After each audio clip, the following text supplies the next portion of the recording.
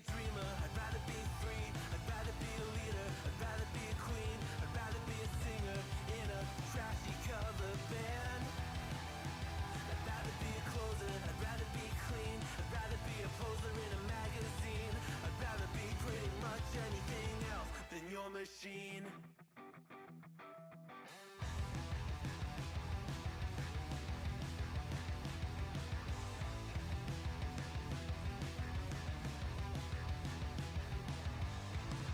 Wasn't always just a single shade, a palette full of gray in reverie. And I can burn it brighter than the sun. I have a golden gun inside of me. Don't box me in, don't, or I'll leave. I'd rather be a dreamer, I'd rather be free, I'd rather be a leader, I'd rather be a queen, I'd rather be a singer in a trashy cover band. I'd rather be a closer, I'd rather be clean, I'd rather be a poser in a magazine, I'd rather be pretty much anything else. And if I fall behind, ignoring all the signs, if I lose the fight, I still rage against the night.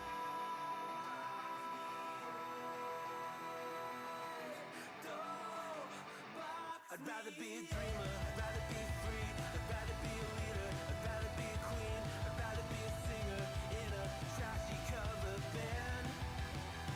I'd rather be a closer, I'd rather be clean, I'd rather be a poser in a magazine, I'd rather be pretty much anything else than your machine.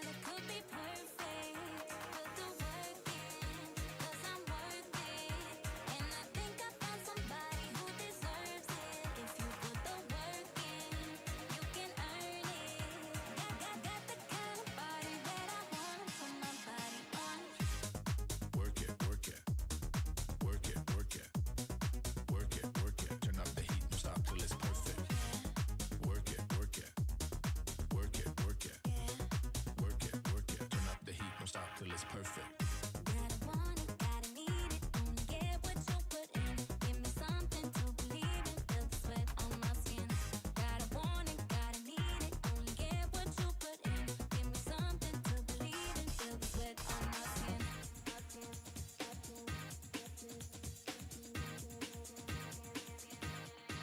I put the work in, 'cause I'm worth it. And I think I found somebody who deserves it. If you put the work in, you can earn it. Welcome to the Monday stream. Is it Monday? I don't freaking know anymore. Tuesday. Welcome, everybody. It is Tuesday.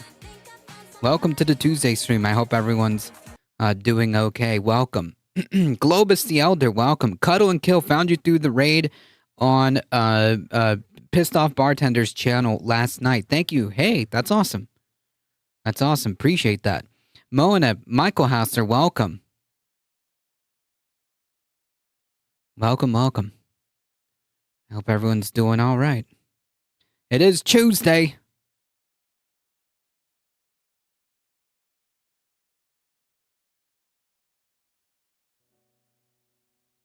It is Tuesday.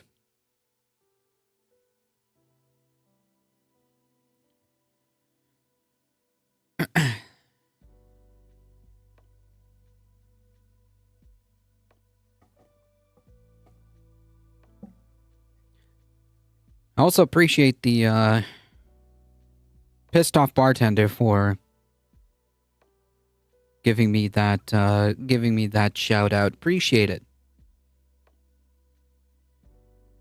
I only drinks Long Island's.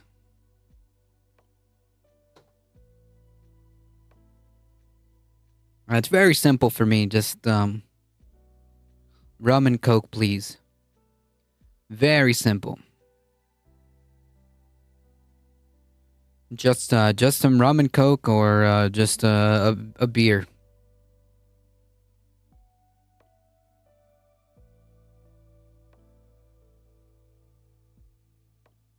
All right, folks, we got to get started.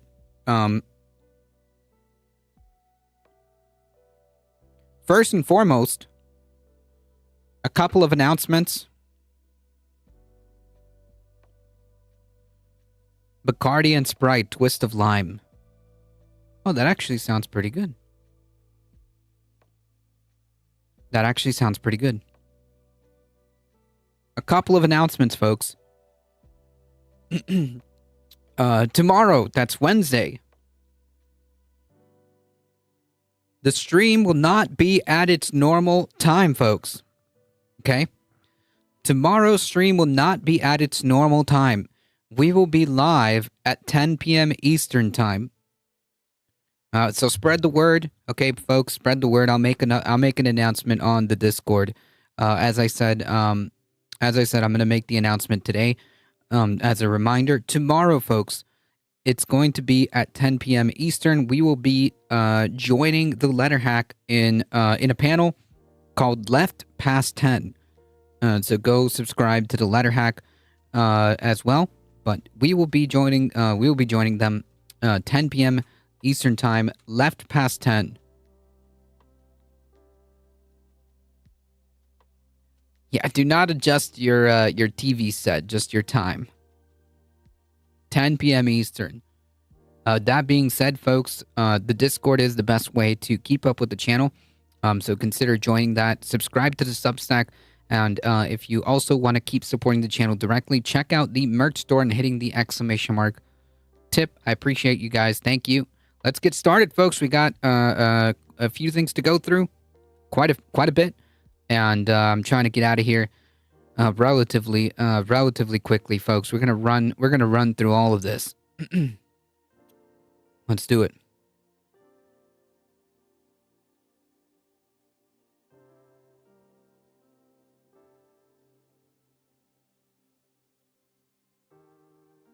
Make sure we got everything. There was a flight of about 200 Venezuelans who were deported to Venezuela, not to a prison. The Trump administration still has the ability to deport people but their ability to do so without any checks, without any requirements of due process. And let's be clear, why do we have due process in this country? Why does anybody have due process? Due process simply means making sure that the subjects who are being charged or accused of something are in fact those people. Yep. Right. Due process prevents things like mistaken identity, or things like, hey, we say you did something, but you didn't. And so, aside from the fact And that just to be clear, like everyone has due process, okay? Everyone has due process. It doesn't matter your status. It does not matter your whether you're documented or not, citizen or not. The Constitution does not distinguish that only American citizens have due process. It says everyone has due process. And as I said yesterday, if a group of people lose due process, it means we all could. Either we all have due process or none of us do. that you're sending multiple planes full of people when a judge has said you cannot do this. You're sending them to one of the worst prisons in the hemisphere. And you're doing so on grounds that nobody knows if it's even true. Yep. And we should say, we got a clip of Tom Homan here. He oversees an agency. And if you believe that Collective Soul. Live Summer Unity Tour 2025. On tour this summer. Oh man, that's a name I haven't seen in a while. With Our Lady. there is a fish rots from the head down, there is no reason to believe that we're dealing with a huge amount of confidence when it comes to ICE agents. A lot of these people are would-be cops, but couldn't make it through the police academies, or they washed out, or whatever it is. I mean, that guy in that Marvel t-shirt that was arresting Mahmoud Khalil didn't really look like he was, you know, the highest level law enforcement officer in the country. I mean, it looked like a guy that just had strolled off the street and just was really eager to be a fascist bootlicker. That's goons. And Yeah, I mean, like, that's kind of like a prerequisite to be an ICE agent. Like, to be one of these, like, Gestapo, right? Like, that's kind of like one of the requirements, okay? here is Tom Homan on This Week. And I don't know, if you have even the most rudimentary understanding of non-authoritarian government structures, democracies, any places that provides any type of due process. Again, due process can be many different things, but what it's supposed to do is that it's supposed to provide a requisite amount of processing to make sure that the decision you're making is justified on the premise that you're making that decision. Let's see if you can see what's problematic with Tom Homan's response in this exchange on ABC's This Week. 140. As I'd like to call him, Heinrich Himmler. Terrorists from the United States. So how do you determine, or how do your people in the field? Just to be clear, he doesn't know that. Like, he's lying. Right? Like, he's purposely choosing these words. But it's not true. Because you just don't know, right? Like, you don't know how many of those people were gang members or not. We don't know how many of those people were even Venezuelan or not. I mean, it's just like, this is just this is just fascist rhetoric to just call them terrorists, call them whatever. The bad people, right? Field. to try to sell this to the American people, right? Like, that's what they're trying to, that's what he's trying to do. He's trying to sell this erosion of due process to the American people by just calling them terrorists. But as it turns out, even if every single one of those people are criminals, right? They're still owed due process.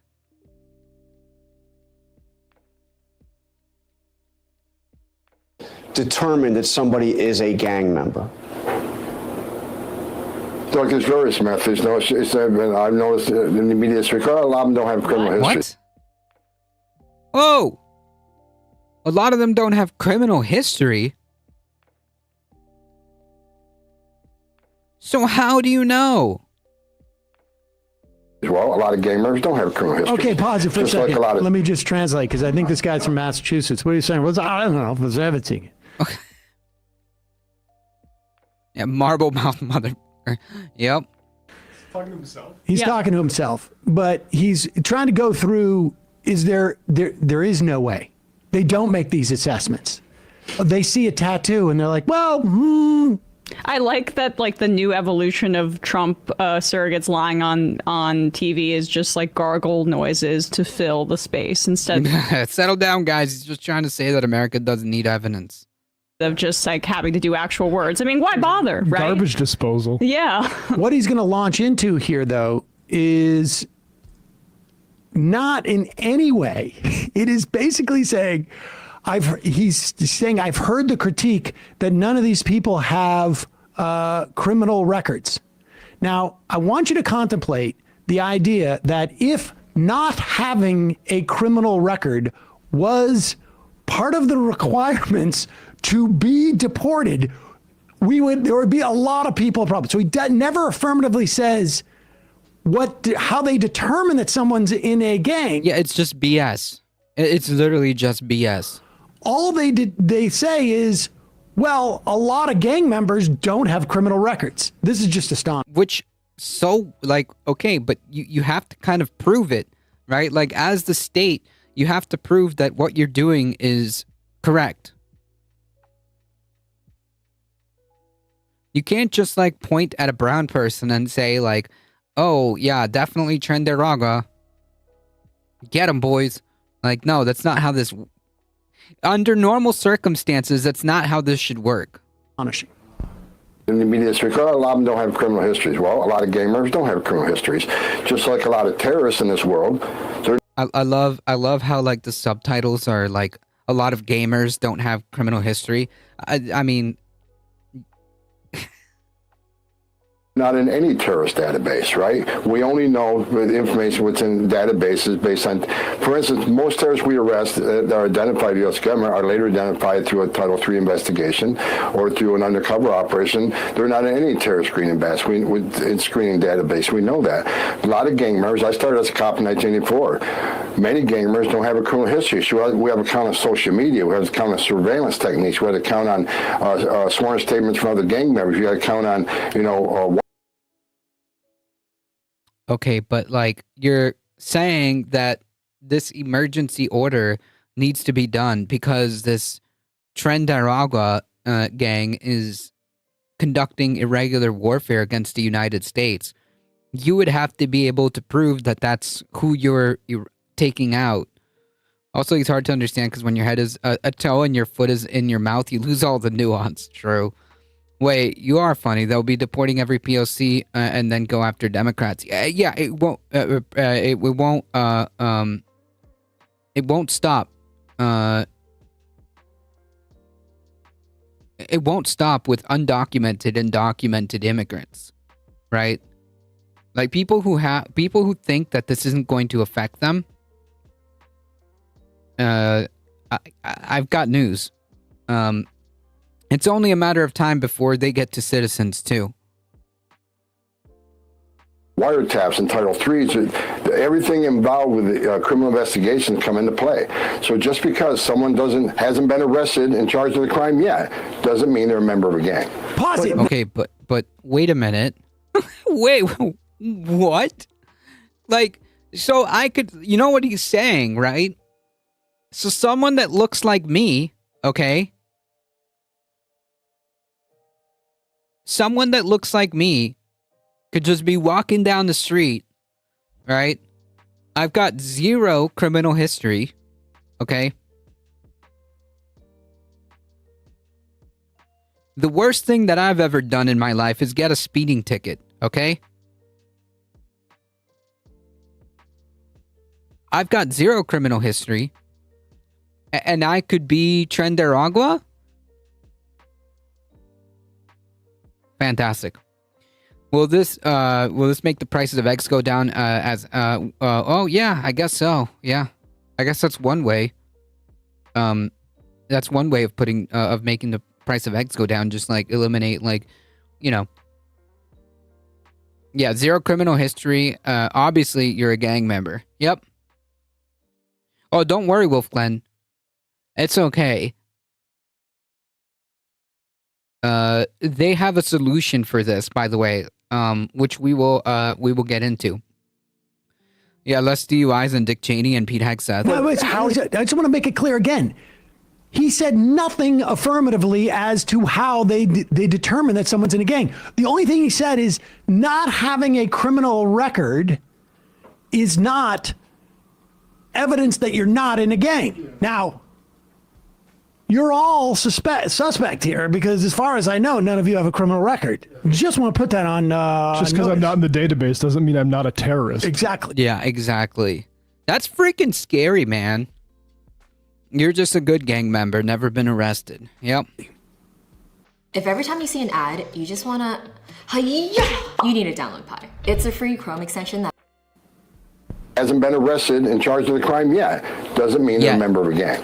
But how do you, I mean, what we've heard from lawyers representing some of these people is that they deny that they're members of this gang, or either, Tren de Aragua or MS-13. Do they get a chance to prove that before you take them out of the country and put them in to a notorious... Camps. The word you're looking for is camps. Concentration camps. Carla Lar, if we're unwilling to hurt innocents, our hands will be tied when attempting to hurt the guilty.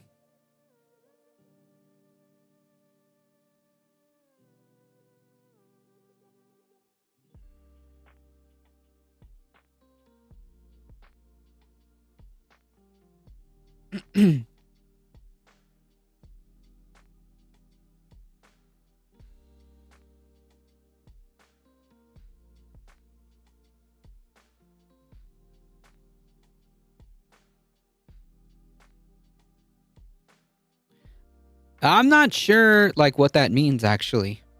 Trying to process that. Prison in a country that they're not even from. I mean, do they have any due process at all? Look, correct. Due process. What was Lake and Ronnie's? Yeah, man. Due process. The thing that's in the Constitution. Due process. Where were all these young women that were killed and raped by members of TDA? Where was their due process? Well, the people that did that. Well, the people that allegedly did that should have due process to suss that out, right? It doesn't. By the way, it doesn't even matter if they're citizens or not, right? Citizens, citizen criminals who are incidentally citizens of the United States also deserve due process. That young lady that burned alive on subway, where's her due process? Well, sure. The bottom line is... this is just an emotional argument to try to sell this to the American people, because this is the only way that this is going to work, right? You have to sell it this way, that these are some, unhuman people that need to leave, right? And, that's why you should be okay with your rights being eroded, right? Because as long as it takes care of the scary brown people... right, which the only thing that you constantly push is that they're gang members, right? They're gang members who are conducting asymmetrical warfare against the United States. It's an invasion, right? This talking point that has been consistently pushed for years, right? That's the only way you're going to sell this, because what he's saying is that we don't have due process, right?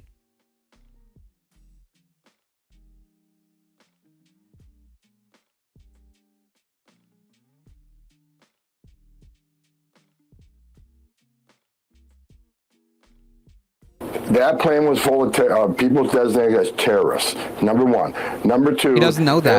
Every Venezuelan migrant. It doesn't matter. He doesn't know that. Like, he could say that they're terrorists, but that's not true.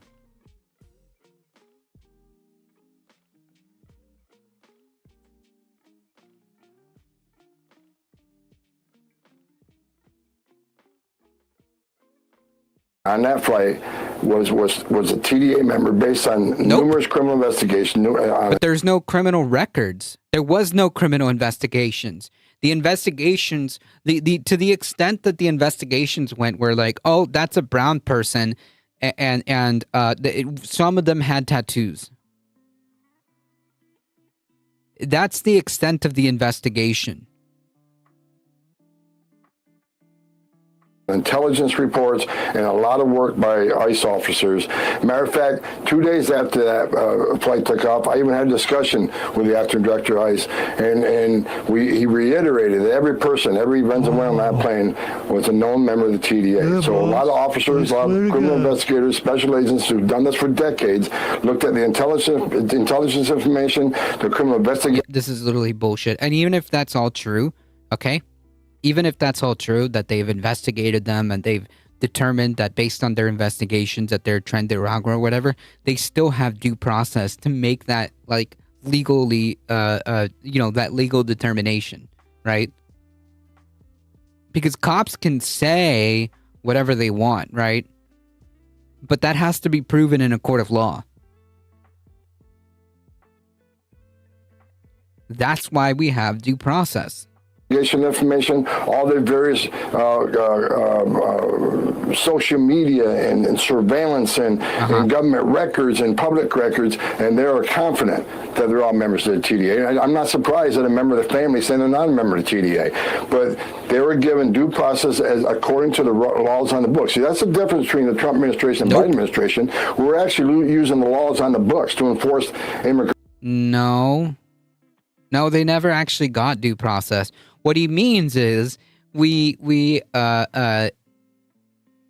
stretched, okay, a law from like 1798.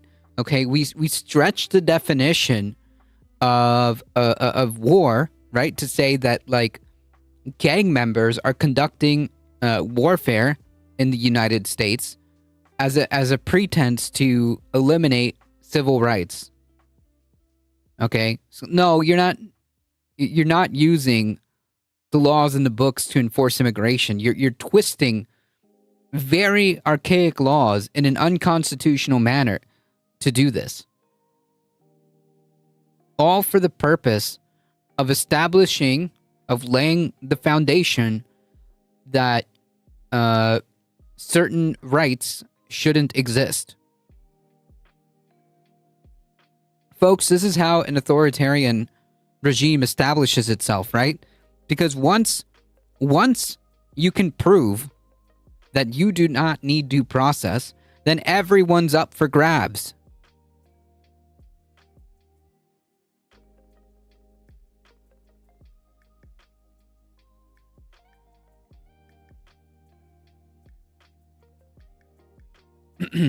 Trump has done executive order, invoked the national wartime.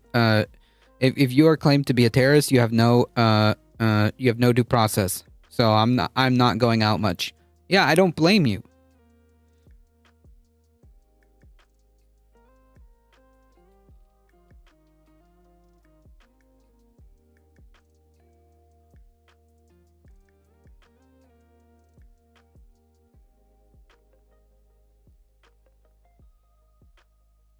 And if you're not in the United States, I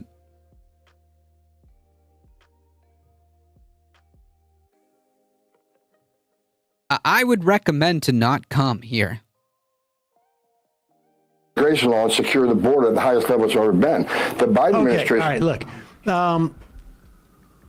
There's no reason to continue to play because John Carl does not get back to his answer. I mean, the answer to the question of did Laken Riley or anybody else, any victim of not these people, of people like these people, right? Like he's not, these are nobody's. Yeah, and also, again, we don't know. We don't know who these people are that you sent over to the freaking concentration camps, okay? We don't know. We don't know their names. We don't know their stories. We don't know if they're actual, like, gang members or Venezuelan for that matter. We just don't know. And I'm very white as pink. Nobody's been convicted. This is not those people. This is people sort of like that he claimed. Yeah, I mean, you know,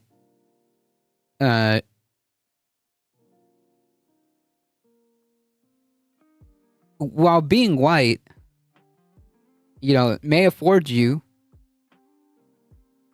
some protection. Make no mistake, they will come for you too. If you are a dissenting, if you are of the dissenting opinion, okay, you being white will not protect you. They will come for you too. Are associated with those people. The answer, if you're in media and you found yourself interviewing a fascist like this, the answer to the retort, did Laken Riley get her due process, is no, she didn't. And that's how we can tell the difference between the bad guys and the good guys. And you are now basically saying that our standard is at the same level as a murderer's standard. Yeah, and he's also very purposefully trying to use this brutal case and killing of Laken Riley, as does the legislation that some Democrats signed on board for. Yep.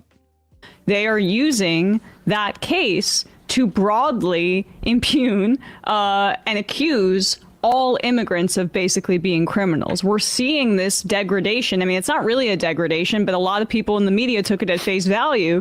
They're calling them criminals, so they must be. I mean, how about the LGBTQ hairdresser that was profiled? This is just a paragraph from this great Time piece that was over the weekend about what happened when they got these migrants got to this El Salvador prison. The intake began with slaps. One young man sobbed when the guard pushed him to the floor. He said, "I'm not a gang member. I'm gay. I'm a barber." I believed him. But maybe it's only because he didn't look like what I had expected. He wasn't a tattooed monster. The men were pulled from the buses so fast the guards couldn't keep pace. Chained at their ankles and wrists, they stumbled and fell, some guards falling to the ground with them. With each fall came a kick, a slap, a shove. I mean, people should read this whole piece. Some of the detainees were stripped naked. Their men are calling out for their mother. Another example. Yeah, I mean, like, this is just straight up like a concentration camp, man. Like, straight up. This is freaking beyond disgusting.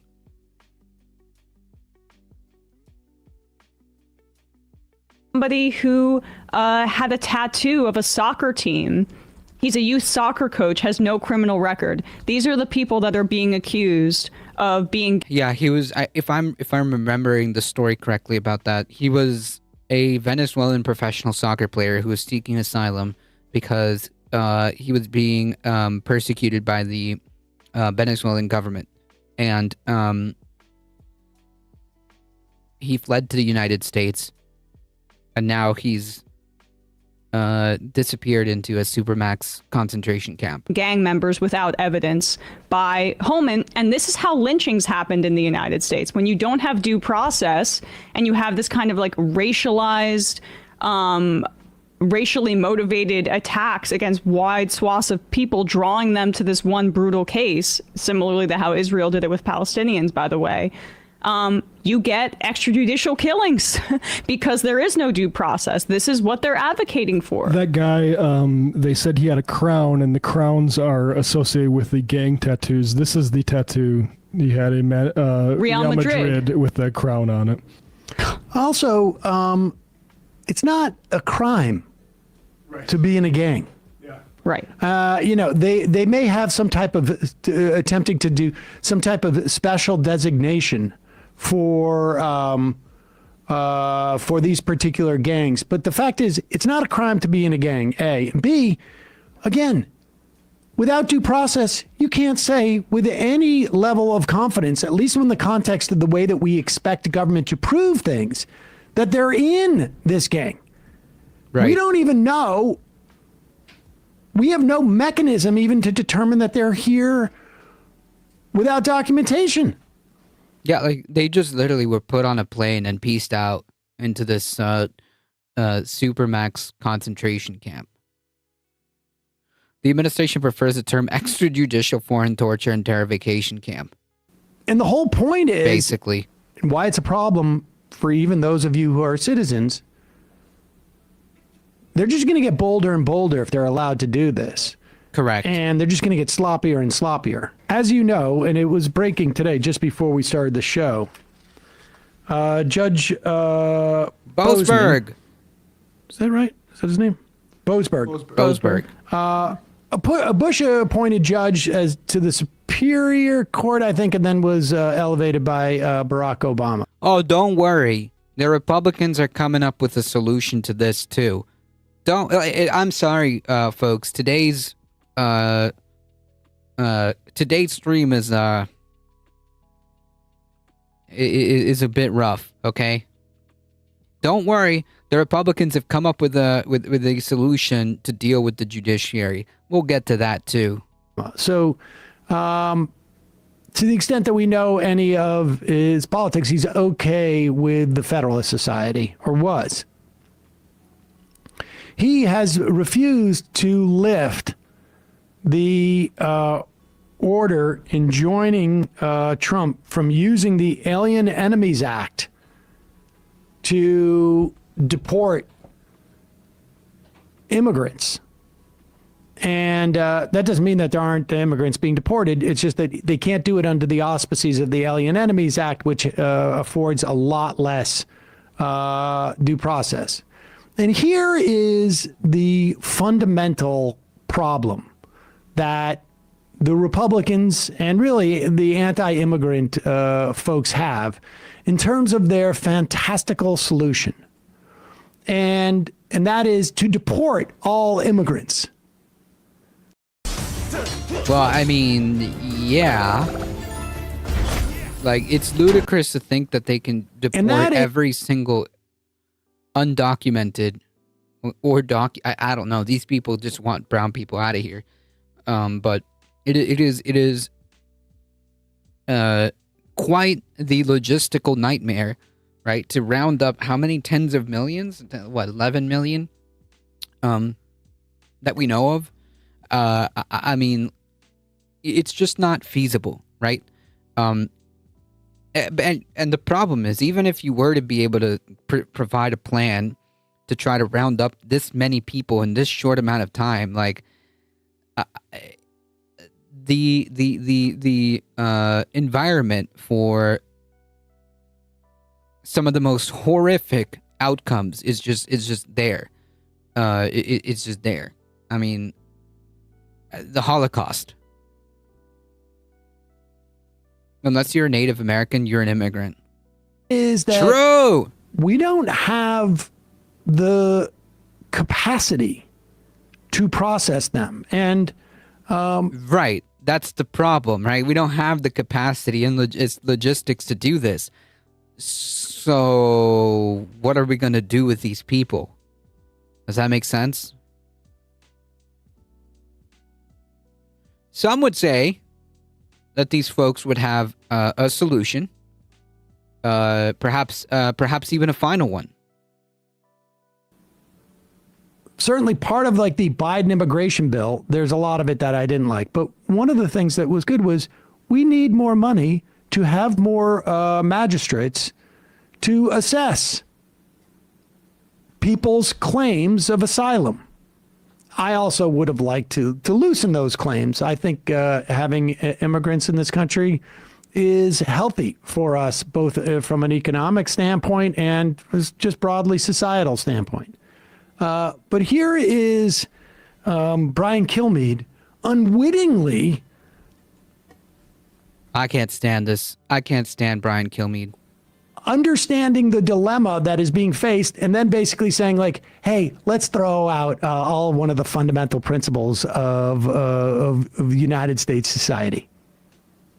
asking that in order to send them to El Salvador, you have to have proof that they were in a gang, or is breaking the law and entering our country that's not enough? So but the president is saying under the act that you don't have to show, you don't have to do this due process. So you have yes. And that's the problem. Right? So like the job here of Fox News, right, is to sell the idea that yes, that's exactly the point, and it's okay. Without people realizing that what this means is that nobody has due process.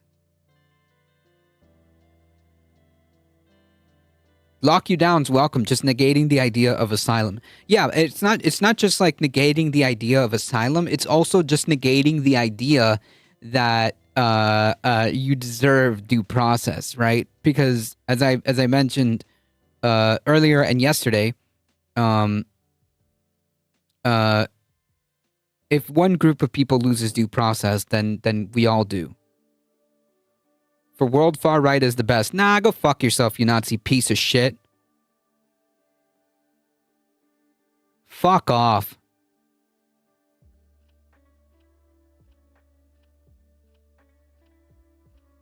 What, do you think you were actually gonna like stay here? How did you think that was gonna turn out? Like, just collect your little band fucking badge and get the fuck out of here. A constitutional right that is actually, they are afforded to illegals in this country. We should revisit that. But then you have... Whoa! Holy crap. I mean, like, the way they're actually trying to sell this is actually astounding, right? Like, the way they're trying to sell this is like, yeah, man, like, oh, dude, it's just so it's so overbearing that these illegal terrorists, gang members, killers, whatever, insert like scary words here, that they have due process, because they do have due process, and we should revisit that. I.e., you see what I'm saying, right? Like, we should revisit the idea of the constitutional right to due process. Correct, Moneb. Nobody's free until everybody's free. An unchallenged injustice anywhere is an injustice everywhere. Correct. Who said that again? Can you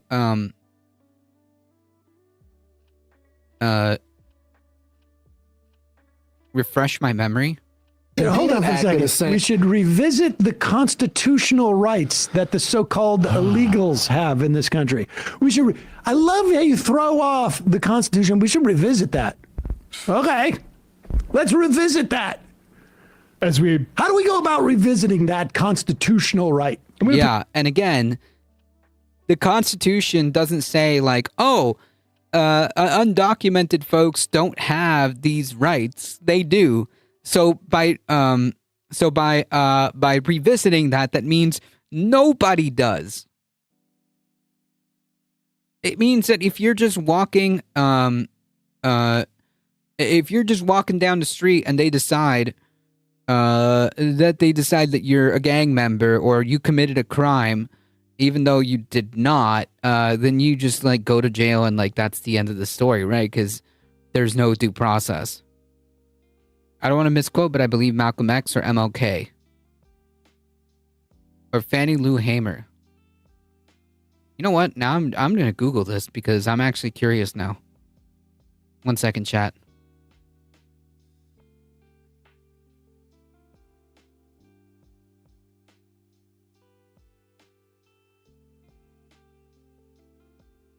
Yeah, I think it was MLK, folks.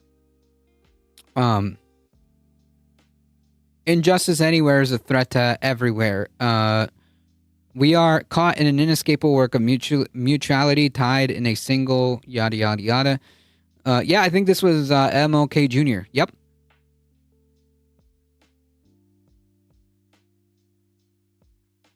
If you deport every undocumented folks, many the best small restaurants in your area will close down. No, don't worry. We got a solution for that, Wolf Glenn, and I'll get to it. As I said, I'll get to it. Don't worry. Don't worry. The Republicans have figured this one out. Pretend I'm taking it seriously, but I'm gonna say we'll revisit it. Right, and that's what's incredible about this is they've read a second to last book. Nice. Echo Wrestler Dragon, welcome. What quote we talking about? This one I'll repost. Blown past the pretense that we were under in the Bush administration that like, okay, well, if we're going to violate their due process rights, let's at least keep them overseas in Guantanamo Bay and not give them a trial or like just detain them indefinitely. Now, if you're on U.S. soil, but you're not a permanent U.S. citizen, apparently you don't have constitutional rights according to Fox and Friends, which is news to a lot of legal scholars. Let me just correct you. If you are suspected or accused of being a non-citizen, because we don't know. Right. Like, part of due process, the reason why you have due process is not just... I wonder if Hamer took it from MLK or vice versa. Yeah, I wasn't aware of that. Either way,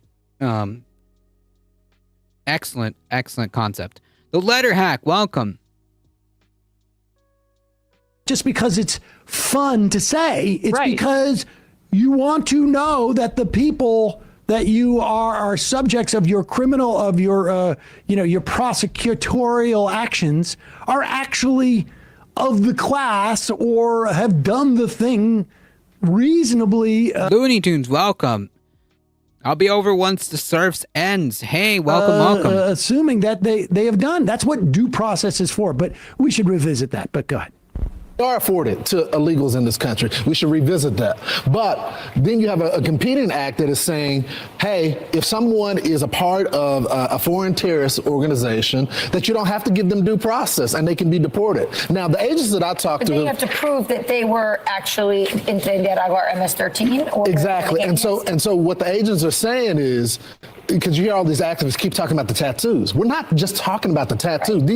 That's just one of the elements. We sat on their house, and part of the reason why we don't want to reveal some of this information is because some of the people that got the information are undercover. So if we start bringing out our sources and methods, we're going to burn our sources that are still within the organization. I think that's a great point.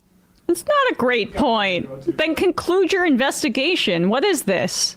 We need to have the secret moles inside the sleeper cells. Yeah, we don't want to give away the secret. To prevent them from wait, what? Why don't you just... I don't get it. Why wouldn't you just round them all up? The sources and methods of one of these goons looking through like images, drinking a Mountain Dew, being like, yeah, I think that's a terrorist because I saw a crown tattoo. Please. You don't understand what they're doing, Matt. Eating Cheetos, being like, yeah, it looks like a terrorist. Yeah, round him up. He's brown. That's what they get law enforcement background, especially.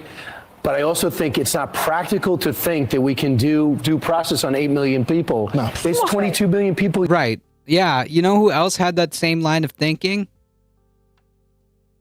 Yeah. Yeah, the Nazis, right? Like, why even bother? Let's just, like, open up the freaking camps, man. Here at minimum illegal already, just in the last 3 administrations. Pause and for a there's some second. people that got... Now, the numbers are 23 million now it's up to? Total, I guess, is what he said. I don't think so. He said 8 million there, and then I mean, go back a little Kilmeade bit. said 22 million at a minimum here illegally, which is not the number that. But okay, let's assume it's 23 million that are here illegally. Like some have overstayed and this and that. They're claiming that if you're a member of a terrorist organization, all of a sudden this gangs have bumped up to terrorist organizations now, as opposed to criminal organizations. We can't reasonably do due process. Well, then how do you know these people are the people that you say they are? Maybe it's time to tell... Trust us! Maybe it's time to tell all the Republican voters who've been gassed up about mass deportations that actually all that shit was lies for campaigns. It's not feasible. And I was suspicious that this was... I mean, the thing is, like, we know it's not feasible, right? So, like, what are they going to do with these people? Damn, is that Wagner playing in the background of the Fox broadcast? It's the El Salvadorian Fashpron. The case, but you look it up. You just do the simple math. There's around 12.8 million green card holders living in the U.S. The estimates in terms of people who are here having crossed the border without documentation is around 11 million. Green card who have overstayed? No, just green card holders. So that total the rough math would be So what they're adding up legal. That's what it seems like. Yeah, it's not going to stop with just undocumented people, right? It's not going to stop with the scary illegal aliens, whatever. It's not going to stop with undocumented people, okay? It's not going to stop. Why should it? If there's nothing preventing the Trump administration from steamrolling over rights, it will stand to reason that they're not going to stop at just like undocumented people. Is that right? Like my math? I don't know. 12.8 plus my 11? understanding is that half of the undocumented people in this country are actually came here with a visa and then overstayed. And the other half came across the border, north or south, or by boat or whatever, without documentation. I don't know if that's the number that Kilmeade is describing, but all of the figures that I have seen in terms of people who are here and technically what they would call illegal immigrants would be anywhere from 8 to 12 million people. It's around 11 million is usually what's used right now. If you were to do that math, that would be an extremely scary escalation to add green card holders. To that. We're already seeing it. We're already seeing green card holders being deported and detained and attacked without due process. Well, that's because they were really mean on social media. To Israel? To Israel. But here's some bad news. Even if it's just 8 million, you will also not be able to provide due process for them in any type of reasonable time with the resource that we dedicated towards it. And this is it's the same thing they're doing with Social Security. We break the process in delivering these things and then say these things are not things that we should have. Hey, want to know how I got this $50,000 check for an accident I was involved in over 5 months ago? Look. By cheating? It's because some of the people that got the information are undercover. So if we start bringing out our sources and methods, we're going to burn our sources that are still within the organization. That's a great point with your law enforcement background, especially. But I also think it's not practical to think that we can do due process on 8 million people. No. There's 22 million people here. Yeah, so screw them, right? Like, screw them.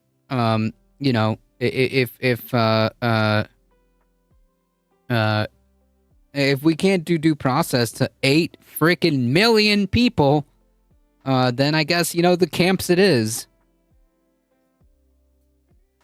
Turkenstein's mother, BCAT, welcome back, ADT.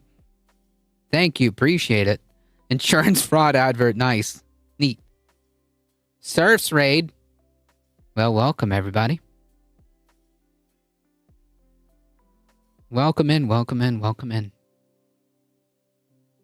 And minimum illegal already just in the last 3 administrations. And there's some people that got through with Trump's administration. If we're going to give these guys a day in court and a lawyer, we can't do it. They don't deserve it. Our system doesn't need to be double burdened. And I would just... Double burdened? It's just what it's supposed to be doing? Also, it is inconceivable that you're going to tell me that all of these millions of people are criminal gang members, right? I'd love to see the same curiosity, anger, outrage about the millions that came here at our border. You found the NGOs. Yeah. You couldn't get into the building. So true. But they were sent into Westchester, small towns into Pennsylvania, and they're unloaded, and we don't know anything about them. Where was Margaret Brennan and who's ever hosting Meet the Press today? Welcome. Where were they? curious about what's going on. How do we know who's landing in the middle of the night? How do we know who's been put into our school systems then? Pause it. Maybe you should have some type of due process. The school systems? Faux Machina, welcome. Republicans, don't you dare bring logic to math. I mean, what do you mean? How do we know? Expand the bureaucracy. Right. Were they flying in invisible jets that are run by some type of fourth party? Give the money, provide the capacity to our immigration system if you are concerned that they don't know who these people are. I mean, look at this image. Look at this. Just put this screenshot up. I mean, what? Yeah, I mean, like, dude, that's a concentration camp, man. I will not be burdened by what has been. Welcome, Soul Life. Wait, Trump told us the U.S. has invisible jets. The military bring them? What images does this look like? It's some of the darkest periods of our history. Men with shaved heads, bowing their heads, being surrounded by highly militarized Put on police display. forces. This is all for display purposes. There are around 700,000 Venezuelan migrants who were in the country prior to, Trump getting into office. That's the estimate. Tren de Aragua, that's a few hundred are the estimates, but even if you wanted to include all 700,000 Venezuelan migrants who are here. The actual estimates of how many Tren de Aragua members, are is literally in the hundreds, okay? And that's the tell, right? That's the tell. They're using this as the pretense to get rid of civil rights with the goal, with the aim and the purpose of setting up an authoritarian regime. That's the point. That's the game plan. And Tren de Aragua is just the pretense. That Brian Kilmeade is talking about vastly exceeds by almost just incomprehensible portions the number of criminals that are here, which means that they are basically classifying all immigrants as criminals. Right, and then saying it's not just that they're gang members, it's that they're terrorists, because you can't just say, because it's crazy how much they are aware, obviously, of the fact that if you said these people haven't done anything wrong other than seek a better life in this country, people don't want to see them sent to a gulag. Yeah. That's why Sagar was sort of dismissive of it on Breaking Point, saying well, who's saying that? The ACLU? You think none? I mean, even if one of these people is that innocent, this is a crime against, it is, even if they're all guilty, to be honest, sending them to a foreign gulag by one of your fascist sort of buddies is, it's despicable. And look at the comparison how they treat the January 6thers who were on. Right. And let's say that's true. Yeah. That's an excellent point. Let's say that's true that these people are convicted criminals. What's wrong? Why can't our legal system deal with it? They're stealing our apartments and Anna's sick of it. Have we met Bradley's replacement yet? Technically, I think Bender spilled the beans on this. I think he inadvertently spilled the beans. But I don't think officially they've made the reveal. I heard they're punished for looking directly at the guards, and the guards are even all masked up. No time outside, no natural light, no visits, utterly disgusting conditions. Yep. Yeah. Video doing what they did versus just presuming criminality because people are Latino. MS-13 was also cited there. That started in LA in the 80s. Prison. In a prison. We have prison gangs all across the country. We're going to classify all of those as or as foreign terrorist organizations, even though they originate in the United States. Tren de Aragua also started in a prison, which is just a good thing to remember for folks who think that the solution to all this stuff is locking up people in large numbers. Yeah, because as Matt has stated, you're only going to get a couple of different outcomes here. Either you're just going to get another, rise of another prison super gang in these prisons, or you're just going to have to turn the whole country into a penal colony, or you're just going to have to start doing the death camps. Yeah, Sam jump scare. So we talked about a little bit earlier about with all these immigrants not being in the labor force, like what would happen? Thankfully, Republicans have come up with a solution, and of course, the solution to this is getting children to work. Yep. Florida's proposed solution for losing migrant workers is more teen labor, i.e. children. Amid state and national immigration crackdowns that are narrowing the workforce, Florida lawmakers are exploring what Governor DeSantis considers a potential solution: more child labor. Fantastic. Allowing kids to work longer hours could cut into their education, hurting... yeah, of course. That's kind of like the point. Hurting their academic prospects, which is A-okay under a fascist regime, and would likely disproportionately harm low-income youth who have to work because of their circumstances. Yep.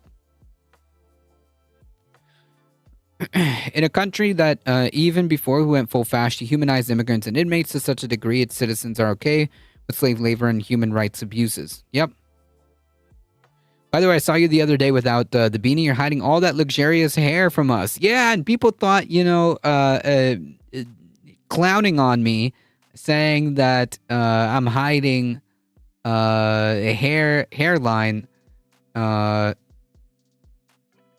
hair loss or whatever. Let's see if I can do this. Hold on one second, folks.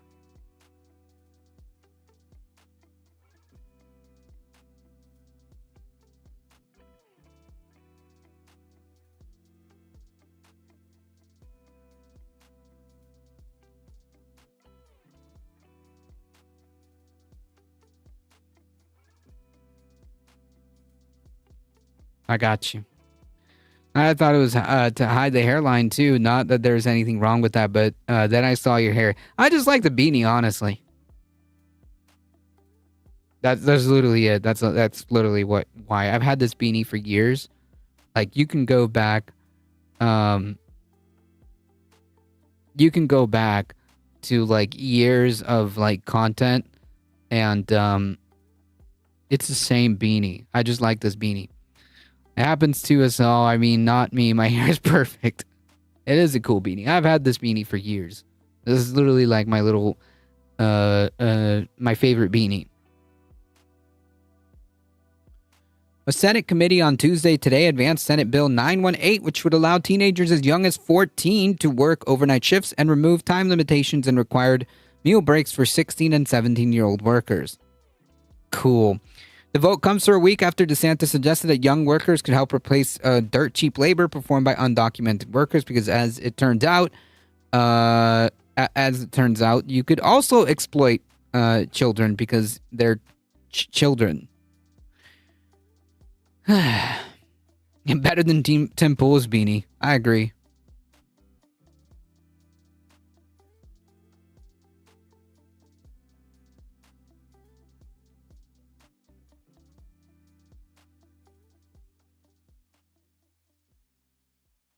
Has a polka dot afro, though. Why do we say, nothing wrong with that. Why do we say we need to import foreigners, even import them illegally, when, kids can work? Yeah. DeSantis said at a panel discussing President Trump's border with border czar Heinrich Himmler. The bill, sponsored by Senator Jay Collins of Tampa, removes all time restrictions in Florida for 16 and 17-year-old workers. Those regulations include bans on working before 6:30 a.m. or after 11 p.m. on school days, or for more than 8 hours in one day, or 30 hours in a week when school's in session. It would also remove those protections for 14 and 15-year-olds under certain conditions, including if they've graduated high school, obtained GED, and are enrolled in virtual homeschool or work for their parents. Necromande, they've got to put all those unaborted children to work. Tim has a formal beanie for fancy occasions. Why would they let children as young as 14 work? Children under 14 don't know the workforce life yet. Yeah. Gotta get all them kids. The children, they yearn for the mines. A similar proposal last year, pushed by a conservative foundation of government accountability, was watered down by the end of the lawmaking session, the Times reported. At Tuesday's meeting, Collins said his bill would fill a gap in teaching kids executive function. We want our kids to be worker bees. I mean, academically prepared. But let's talk about soft skills. Let's talk about adult function. Let's talk about executive thought process and in management. Where do they learn that? Do we teach that in school? Child labor is fundamentally a parental right issue. No. Child labor is a fundamentally societal issue. That's why we as a society said, like, maybe that's not, like, a good idea and ended it.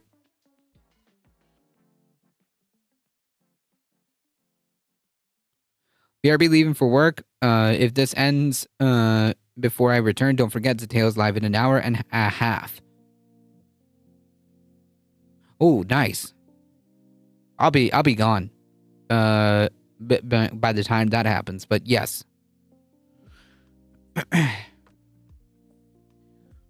Child labor is a fundamentally a parental rights issue. He said this is a free state of Florida. Sure.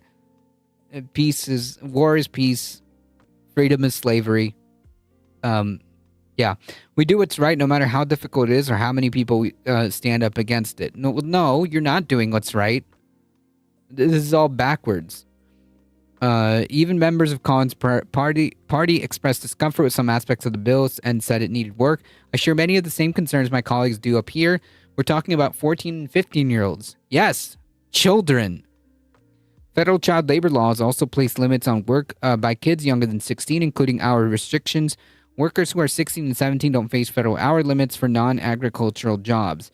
The bill passed the Senate Committee on Commerce and Tourism 5-4 with one Republican lawmaker, Sarasota Senator Joe Grutters, joining Democrats in voting against it. I think we need to let kids be kids. So yeah. Gross. But what about the children? People want to allow children into the workforce? I hate it here. Yep.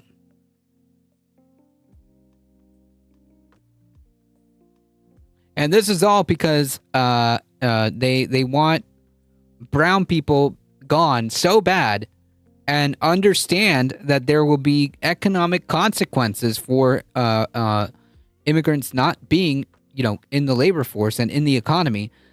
So to fill that gap, they want to put literal children. Leave the kids alone. Damn it, they don't need to work until they become adults. True.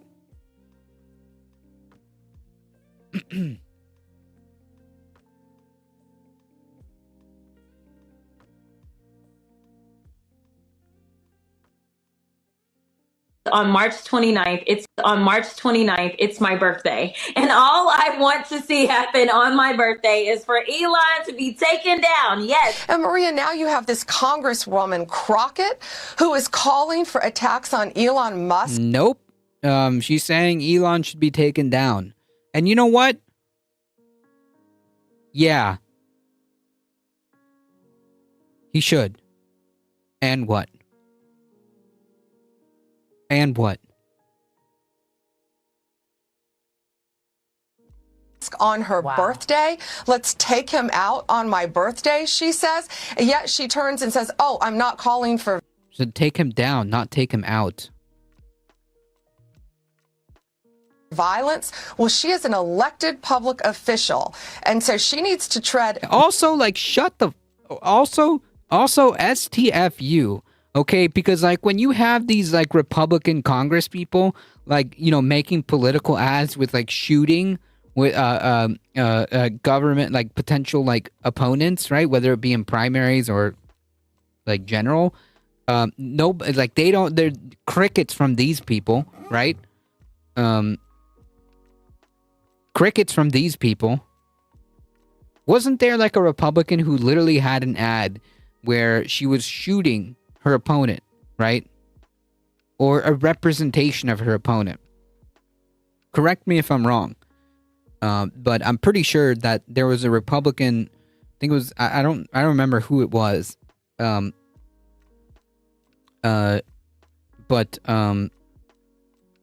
they were shooting they were shooting at a perceived political opponent or representation of a political opponent. I can't remember if it was like a general. I'm pretty sure it was a primary. I think it was like against rhinos or whatever. We're hunting rhinos, right? That was the ad, wasn't it? We're hunting rhinos. And now these people are soapboxing about a comment that Representative Crockett made. I'm sorry, they can go F themselves. Yeah, these idiots literally said the same thing about Liv's business owners. Let's take down Budweiser. Budweiser is a Liv organization, but they disagreed on one thing. Any Texas representative, yeah, probably it was Texas. I can't remember who it was. That commercial was extremely cringe. Yeah, but I remember. But apparently that's not a problem. You know, when you're filming commercials about hunting rhinos, i.e., hunting your opponent because they're not Republican enough. Yeah, that's cool. That's all cool. Like, but this is a step too far. Whatever, man. Very carefully, because nothing will happen to Elon Musk. And from my understanding, I don't know if I haven't seen this video. But from my understanding, she got censured for this crap. You just heard the Attorney General of the United States tell a sitting member of Congress to tread lightly in her criticism of Elon Musk. Let that sink in. See, this is what real weaponization of the Justice Department against your political opponents looks like. Now, even though... Right, because every accusation is just a confession. Right?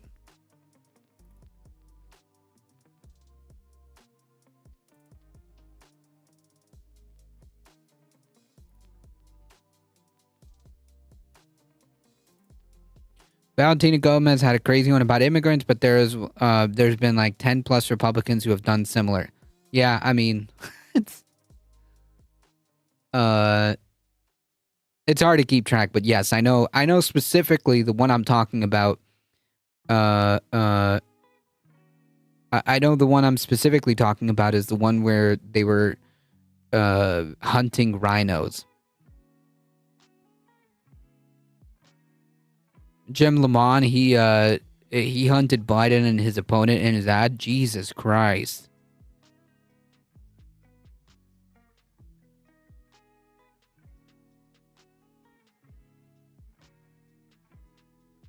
El Bondi is trying to deliberately misconstrue Crockett's words to make it seem like she's inciting violence, it's pretty hard to make that argument when the Chiron literally emphasized that the movement to take down Tesla is nonviolent. But Crockett anticipated this response from Bondi, which is why she went out of her way to emphasize nonviolence in that same stream, and she explained this when she addressed Bondi's warning to her in an interview on MSNBC. Because they are trying to twist our words, one of the things that I told people to do is make sure you are adhering to the laws in your area. Make sure you know what it looks like to protest and to be able to raise your voices and to exercise your... Just to be clear, Representative Crockett did nothing wrong, okay? Screw Elon Musk, okay? Constitutional right to free speech. And what we see is that they want to dull our free speech rights. They want to make Eric Greitens hunted rhinos. Gotcha. Sure Okay, that- that's the guy I'm thinking about. There are closeted lesbians that says something like "ain't no stepper like a high stepper" or some weird southern-ish. That Valentina Gomez thing was wild. Yeah. I don't think she won. I don't think she won. I think she was a little too Nazi those at the time. Nowadays, I don't know. It's kind of the norm, but I don't know if I'm wrong to say this, but it's very deserved to call him Hot Wheels, even if she really didn't mean it like that. Yeah, I mean, like, look, the way I think about it is like, man, I could care less about the feelings of a fascist. I'm sorry. Look, I think it was a little bit.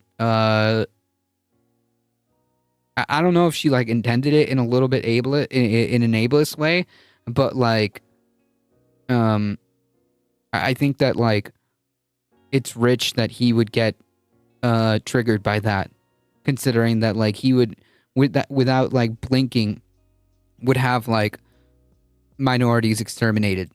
So yeah, existing is becoming against the law.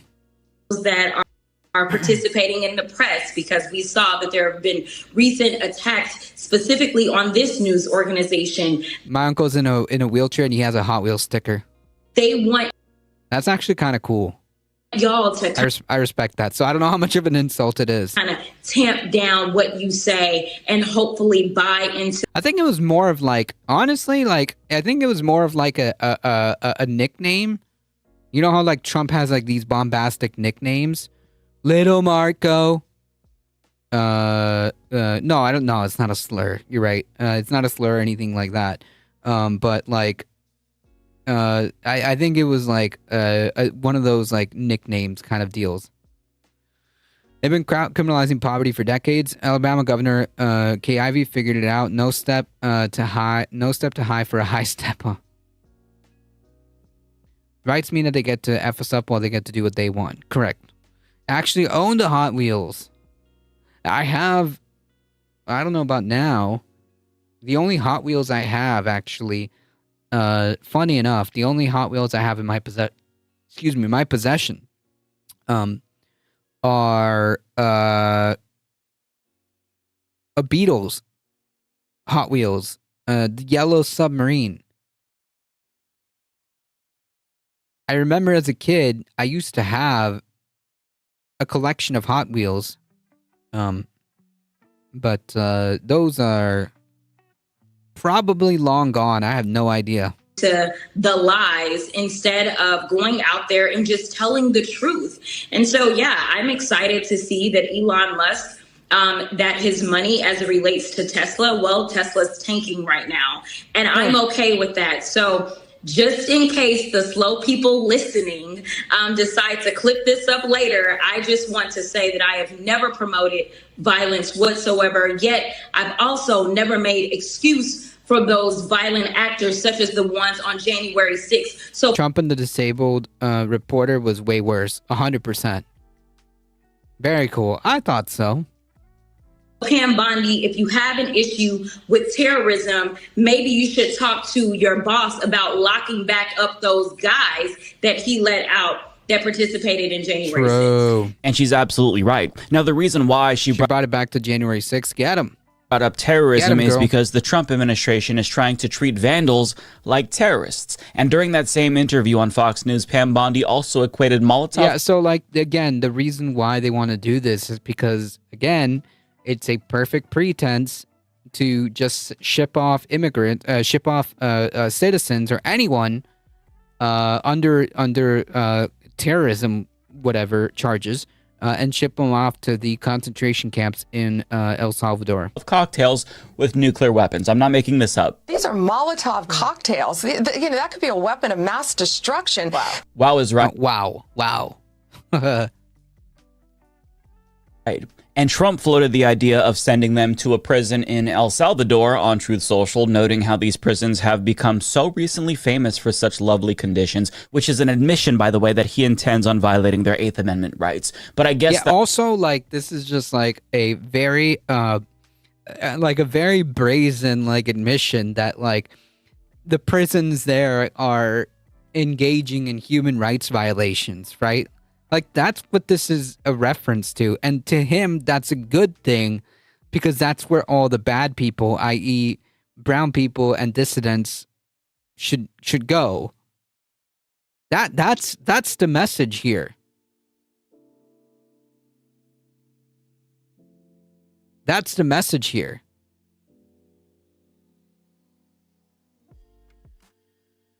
Yeah, yes, the U.S. heavily invested in nukes despite having plenty of glass bottles and gasoline. True.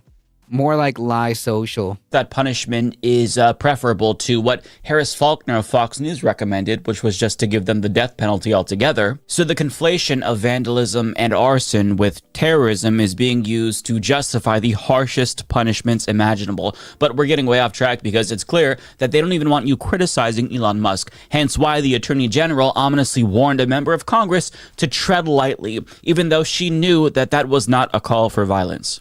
And it's not the first time that this administration has gone after a member of Congress for criticizing Elon Musk too harshly in their opinion. So back in February, Democratic Representative Robert Garcia got a letter from the Justice Department warning him that they took his comments about Elon Musk on CNN as a threat. Now, he said, what the American public wants is for us, Democrats, to bring actual weapons to this bar fight. And because he said that, the DOJ demanded a response clarifying whether or not he was literally encouraging Democrats to fight Elon Musk with actual weapons. And I can assure you that the Justice Department knows that Robert Garcia wasn't actually recommending that Democrats literally get weapons and physically fight Elon Musk. They know what is and isn't sarcastic. They understand context. They can detect when someone is or isn't using a metaphor or an analogy or an idiom, but they're being purposefully obtuse and they're playing dumb because they just want to go after their political opponents so that way they're afraid to criticize Elon Musk and Donald Trump. The goal is to have a chilling effect on free speech, and that's the exact point that Jasmine Crockett made in that same interview on MSNBC. She's attempting to get me to say, oh, I'm going to be scared and I'm just not going to say anything because they are willing to literally break the law. I mean, that's what we've seen them do. Yeah, I mean, like these people, yeah, that's an excellent point. These people are literally like flagrantly breaking the law, flagrantly disregarding the Constitution. I mean, like seriously, these people can go F themselves. They are ignoring court orders. They are ignoring what our own laws are. When we look at things such as impoundment, things like that, this entire administration is rogue.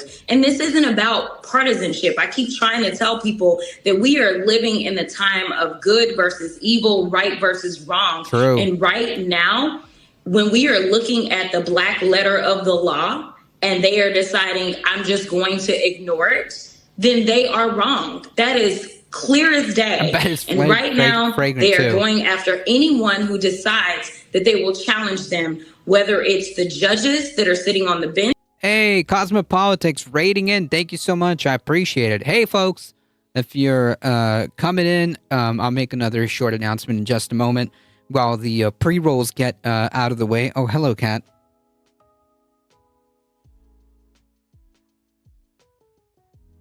Come on.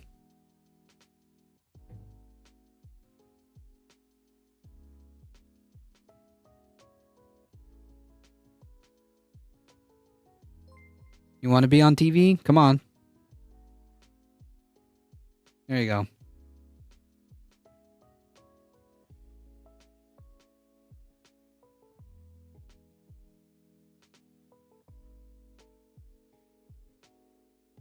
Folks, if you have not seen me before, I am a Difficult Truth. We do the news, we do the politics. I'm here Monday through Thursday around 5 p.m. Eastern Time.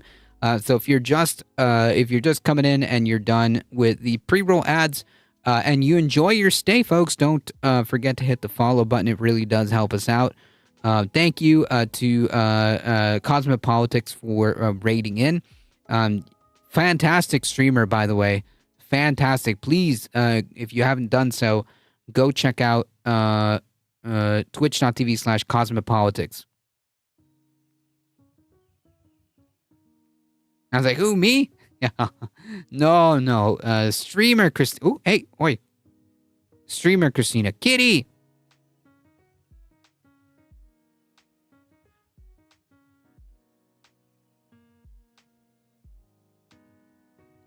Vibrator 3000, welcome. Thank you, Cosmopolitics. I appreciate the raid.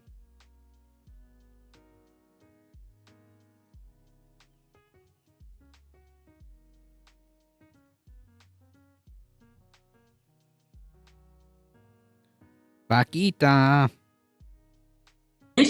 Whether it is lawyers that have decided that they were going to represent their clients to the best of their ability, and most of them won against Trump and his administration. Basically, they are trying to get rid of all voices of dissent. And once again, she's right. It's why Donald Trump suggested that CNN and MSNBC's criticisms of him were illegal, even though their criticisms of him are protected by the First Amendment. It's why he signed a decree letting the Department of Homeland Security sanction lawyers that sued the United States government when they break their own laws or for violating the Constitution. It's why he sued media outlets like CBS and ABC News for defamation and illegally shut down outlets like The Voice of America, which his administration is being sued for. And I'm assuming that based on that former decree we learned about, the attorneys representing VOA reporters could be sanctioned for even attempting to sue the government for this. And the overall press freedom ranking in America has dropped significantly due to Trump's war on the press. And part of the reason for that decline is attributed to things that I mentioned earlier, as well as his decision to ban AP from the Oval Office, the Pentagon replacing traditional news outlets with conservative ones, and investigations into traditional media outlets by members of Congress, as well as much as I would love you to have like 30,000 peeps in chat, it's so chill. I'm cool either way.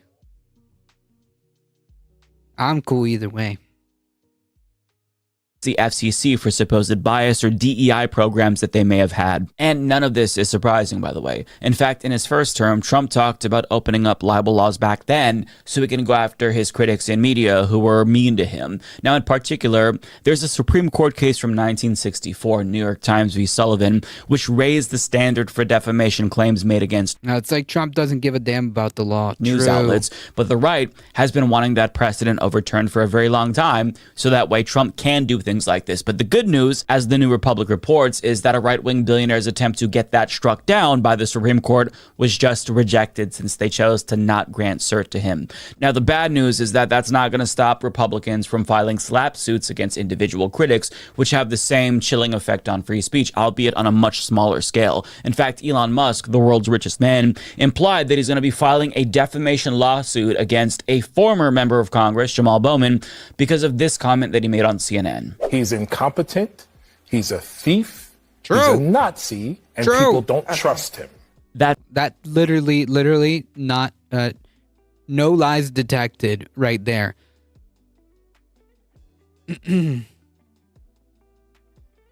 Zero lies detected. He cares about the law for us plebs. He just happens to be above the law. Yeah, as long as he's above the law, then it's all good, right? Like law and order, right? That's defamation according to Elon Musk. But I wonder why... Monster. Yeah, political streams get wild real quick once a streamer passes a certain viewer threshold. I think like it depends, right? Because like the Majority Report, the Majority Report on Twitch gets like thousands. Gets like thousands, and their chat is surprisingly like very chill for having that many people. Their chat is like very. I don't know about like how YouTube chat goes on the Majority Report because they have even more viewers there, but as far as like the Twitch side, it's actually surprisingly chill for that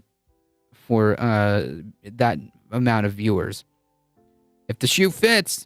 Anybody would think that he's a Nazi in the first place. I mean, it's not like he's given us any reason to think that he's a Nazi. It's not like he's made any gestures to signal his support for Nazism. It just doesn't make any sense to me. Why would anybody think he's a Nazi? Yeah. I've been yearning for this moment. But on serious note, for a second there, it made me think that that was going to be a League of Legends commercial. True, but they have like 20 mods. I'm not up early enough for Majority Report. That's okay. That's why you can just like put it up on YouTube. Now, this is a long-term tactic that wealthy people like Elon Musk have been using against people who criticize them for a very long time. It's essentially a threat of financial ruin, because even though they're not going to win these defamation suits, since it's not defamation, it still costs money to defend yourself from these kinds of suits in court, as frivolous as they may be. And it's become such a common phenomenon that states have introduced laws to protect people from these kinds of slap suits, since they have a chilling effect on free speech, because it's obvious rich people just don't want people to criticize them. So if they threaten them with these kinds of lawsuits, well, then they might shut up.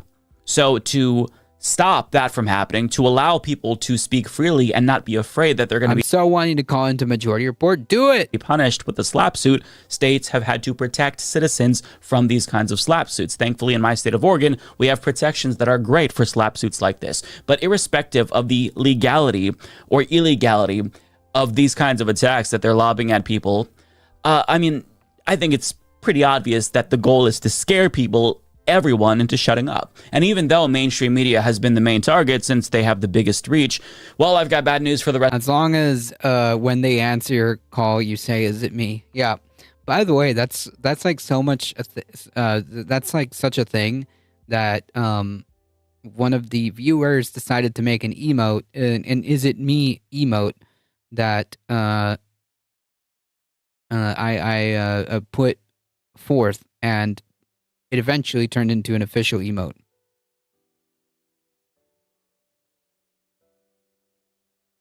Rest of us in independent media, because the Electronic Frontier Foundation has learned through FOIA requests that the Trump administration may be going after independent media soon too, by rewriting Section 230, which is largely credited as the law that created the internet. And for those who don't know, what Section 230 does is it protects companies like YouTube and TikTok from being sued for the content that users post to their platforms. But if Section 230 were to be rewritten or overturned altogether, then websites like YouTube, for example, could be sued for videos that people uploaded. Section 230 shields them from liability for what other people post. But if that's gone, what do you think is going to happen? What will the effect be on these platforms? There's going to be mass censorship. They'd likely police content more than they ever have, which will affect everyone, because they want to make sure that nobody posts something that's going to get them a lawsuit. A lot of these websites would just shut down because they wouldn't be able to deal with all of these frivolous suits. Right, that's the point. Exactly. The government would take advantage of this. Rich people like Elon Musk would take advantage of this and sue people in independent media for criticizing him. I mean, it would basically decimate free speech on the internet, but it's all worth it so long as Donald Trump and Elon Musk can silence their critics. And make no mistake about it, that is what this is about. His administration is also trying to weaponize the immigration system to do just that. For example, a French researcher was detained upon his arrival to the U.S. and subsequently deported because he was subjected to a phone search where DHS agents found texts of him criticizing Donald Trump's cuts to scientific research. Oh no, which redeemed, quote, hatred of Trump that could be described as terrorism. Now, as CNN reports, DHS says that he wasn't deported for his political beliefs, but I call bullshit on that claim, since the Trump administration is currently trying to get current legal residents to hand over their social media information for quote-unquote vetting, which doesn't make any sense, because they've already been vetted, hence why they're green card holders in the first place. So the only reason why you'd Yeah, like also, no, also go F yourselves, right? Like, seriously. If you're a legal permanent resident, honestly, if you're a person that's in the United States, you have a right to free speech, and you have a right to be protected from undue searches and seizures. Possibly want this information in the first place, obviously, is to see what political beliefs they have.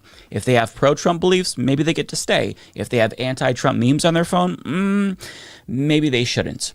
And electronic searches are becoming increasingly common at airports of foreign nationals and even permanent residents, specifically because they are seemingly trying to filter out people who might come into the country that are critical of Donald Trump and his politics. For example, this guy is one of many TikTokers who said that his phone was searched, and this is something that has never happened to him before. So it's being assumed that everyone is a criminal until proven otherwise. And these kinds of electronic searches have been pretty uncommon, although they've kind of increased over the years. And based on anecdotes that we're getting now, it seems like they're happening much more frequently. Now, in case you're wondering whether or not this is legal, since it seems like a pretty brazen violation of the Fourth Amendment, the answer is yes. In specific circumstances. As The Verge explains, the Supreme Court ruled in 2014 that warrantless searches of people's cell phones violated the Fourth Amendment. But there's one exception to that rule: searches that happen at the border. The courts have held that border searches are reasonable simply because they occur at the border, meaning in most cases, CBP and Border Patrol don't need a warrant to look through travelers' belongings, including their phones. That exception applies far beyond the U.S.'s literal borders, since airports are considered border zones too. So yeah, if they see you on the streets and ask to search your phone, you can request a warrant. But if you're at an airport coming into the country, however, they don't need a warrant thanks to this 2014 Supreme Court decision, which makes an exception to the Fourth Amendment, which is not a good idea in my opinion. Oh, that's cool. That's phenomenal. The border zones cover 80% of the population. Jesus. The Fourth Amendment to the United States Constitution says the right of the people to be secure in their persons, houses, papers, and effects against unreasonable search and seizure shall not be violated, and no warrants shall be issued but upon probable cause supported by the oath or affirmation, and particularly describing the place to be searched and the persons or things to be seized. Yep, but that, I mean, that's all pretty much, like, all gone, essentially. That's fantastic. Well, son of a bitch, I'll check it out tonight. But nonetheless, that's our Supreme Court. It's not too surprising. So, I mean, if they subject you to an electronic search and they see that you have TikTok on your phone or you sent anti-Trump text messages, well, look out. Because not much left of the Fourth Amendment. They may use that as a justification to detain you if you're not a citizen. And it's not unreasonable to speculate that they are specifically going after people who criticize Trump and looking for that, because they've chosen to detain Mahmoud Khalil because he has pro-Palestinian views that they disagree with.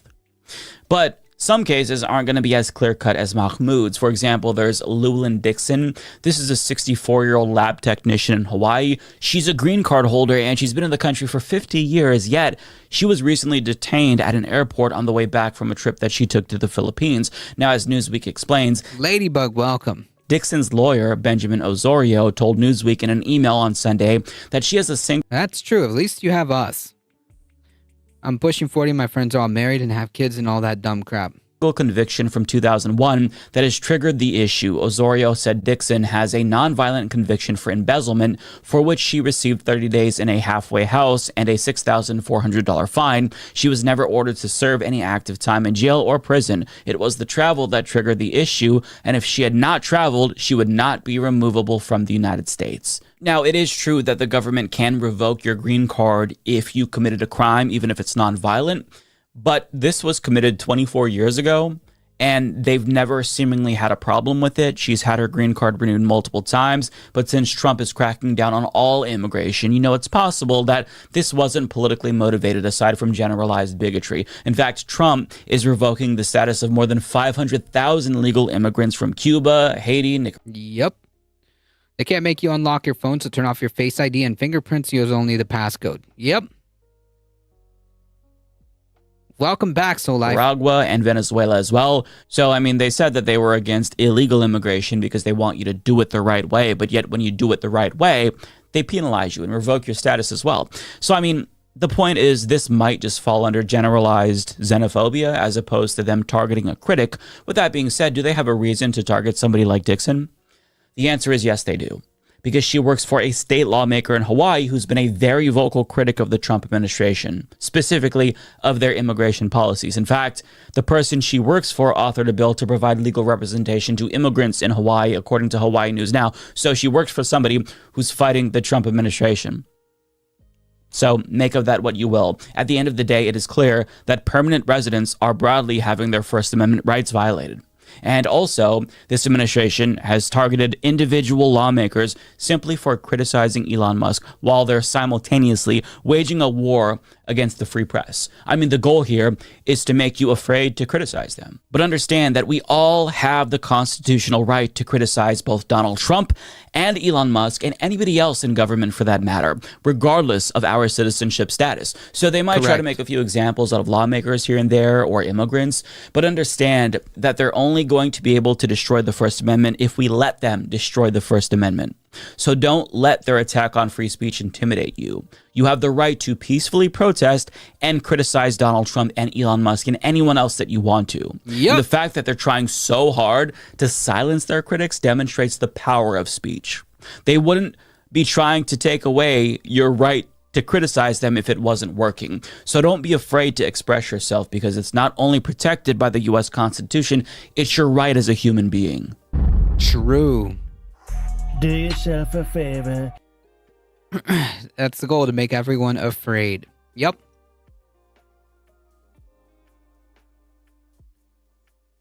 I drove to and work and from work on a flat tire. Jeez.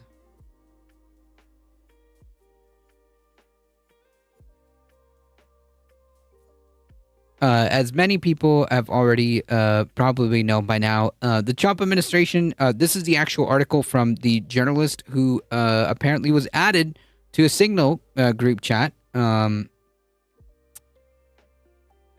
Fear is the mind killer. Yep.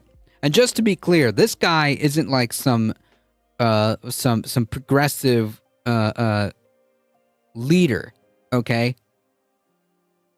Far from it, actually. And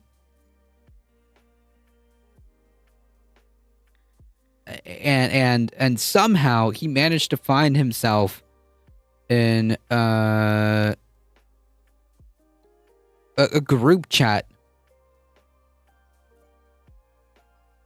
with administration insiders. The world found out shortly before 2 p.m. on Eastern Time, March 15th, that the United States was bombing Houthi targets across Yemen. I, however, knew 2 hours before the first bombs exploded that the attack might be coming. The reason why I knew it is because Pete Hegseth, the Secretary of Defense, had texted me the war plan at 11:44 a.m. The plans included precise information about the weapons package, targets, and timing. The story technically begins shortly after the Hamas invasion of southern Israel in 2023. The Houthis, the Iran-backed terrorist organization whose motto is God is great, death to America, death to Israel, curse on Jews, and victory to Islam, soon launched attacks on Israel and on international shipping, causing havoc for global trade. Throughout the 2024, the Biden administration was ineffective in countering these Houthi attacks. The incoming Trump administration promised a tougher response, and this is where Pete Hegseth and I came in. So yeah, I mean, like, he found himself in this. So I think that, like, the only really I think the only really, like, important and notable thing that we need to talk about here is that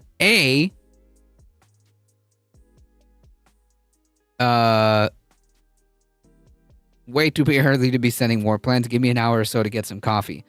Why are they using Signal? Okay. Why are they using Signal? And the answer to that is well, because they don't want records of this. And if this is off the record, where it can't be subject to FOIA requests,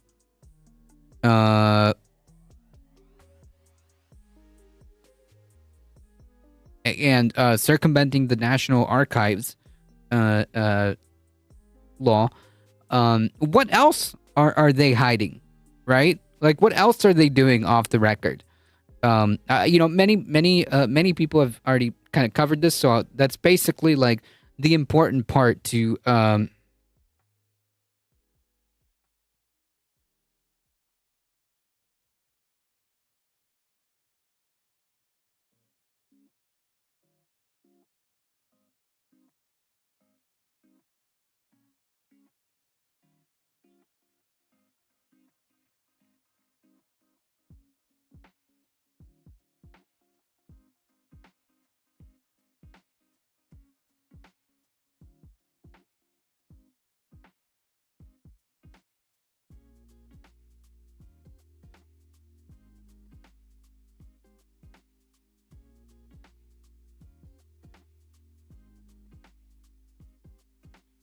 They're most likely using burner phones. Yep.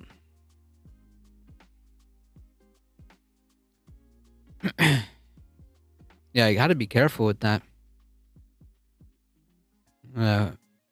Flat tire.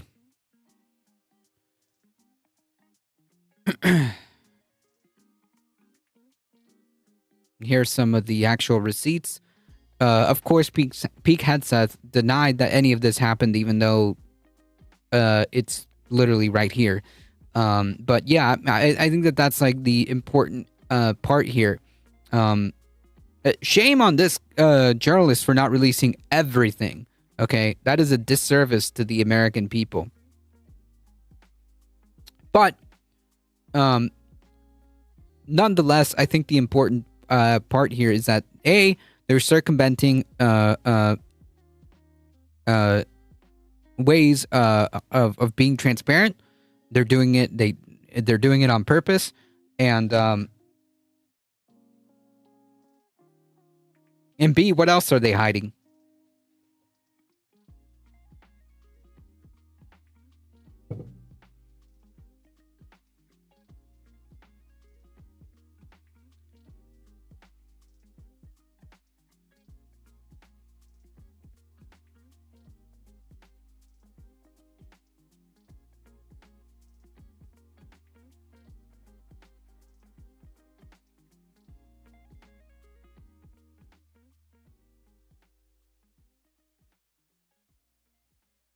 Yeah, what a bunch of clowns.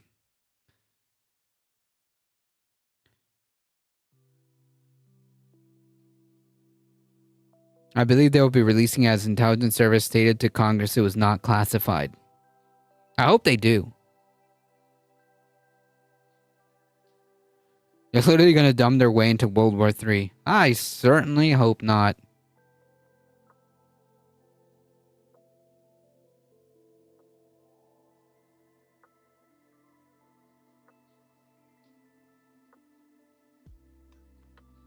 All right, folks, we got one more.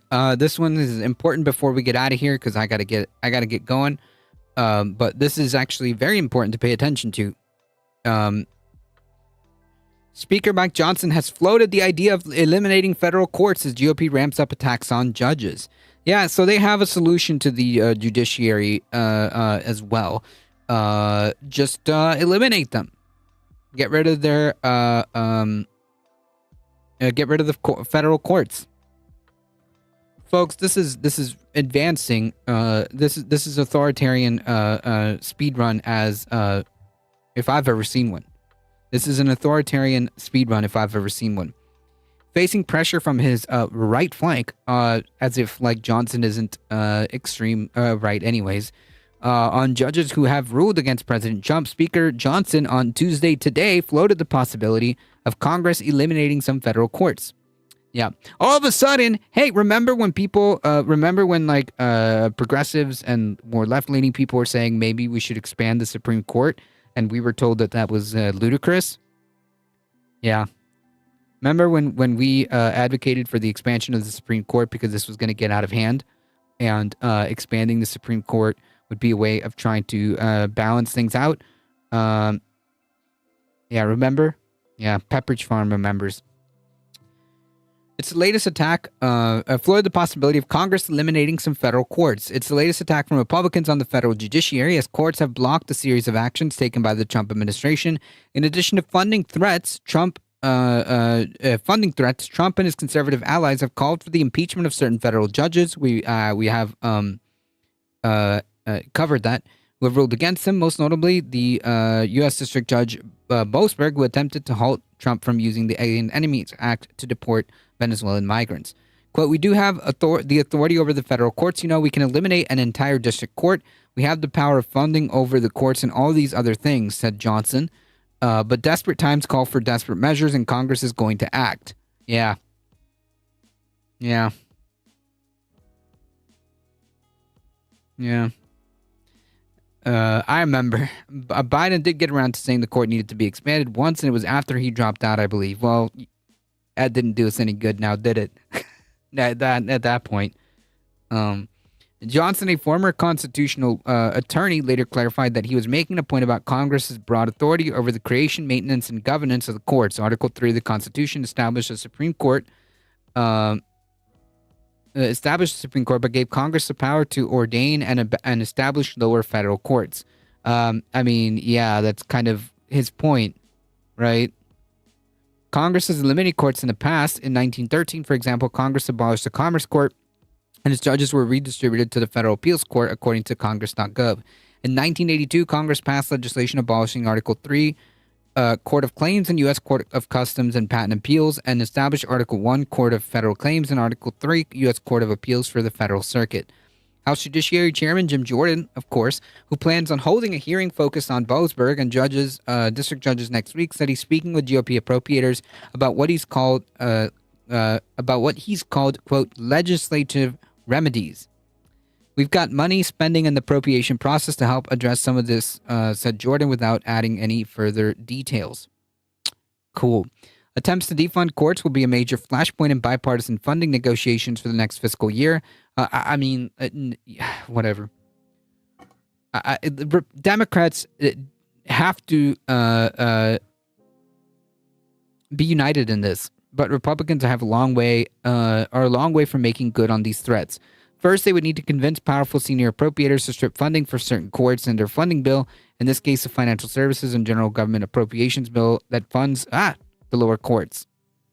But Appropriations Subcommittee that oversees that funding bill is chaired by Representative Dave Joyce of Ohio, a former prosecutor, self-described pragmatist, and one of the more moderate members of the House GOP. On top of that, the House Republicans would need near unanimous agreement to pass a funding bill that defunded some courts on the floor, which would be a difficult feat given their narrow majority.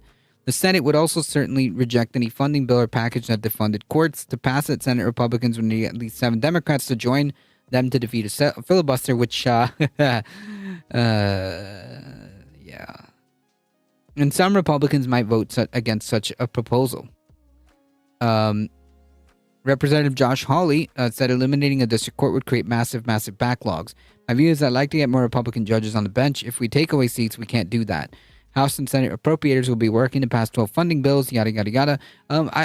So the point being is that this is communicating that the House is A, in lockstep with Trump, and B, that the judiciary is on notice, right? Like, look, man, I'm not saying we can do this right away, but I'm saying that we can look into legislative remedies if you don't play ball. Okay? If we get the power and we have the opportunity, we can make you go away. Okay? If we have to impeach you for getting in the way of the dear leader's fascist plan, and so be it.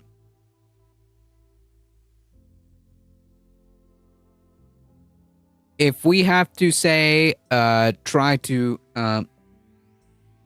defund and remove courts, so be it. Even Chief Justice Roberts defended the federal courts. Yeah, he did. He did. Yeah, I wouldn't want something bad to happen to your nice business there. Yeah, total freaking mob attitude. That's the message here. The message is that everyone needs to be on board with the Trump agenda, and if you dare to stop him, and you as a judiciary, which is your duty to be one of the 3 co-equal branches of government, incidentally don't want to play ball, then we will get rid of you or try to impeach you or whatever. Like, we'll keep throwing out plans. One of them is going to stick. Okay, we'll keep floating ideas out there, and one of them will stick. Master Liberty, what are we discussing today? Just the rapid march, rapid descent into fascism. chilling of free speech rights, the destruction of due process, and the threatening of the judiciary is essentially what this stream was about. If you really want to like break it down, because I actually got to get going. But if you really want to break down today's stream, it's really the speed run of fascism. Interesting times is not exactly what I would how I would describe it, but no, I would rather live in non-interesting times. You know, preferably the ones where no fascism exists. That's the timeline I want. Give me boring, no fascist. Give me boring, no fascism. Timeline, please. I would take that in a heartbeat.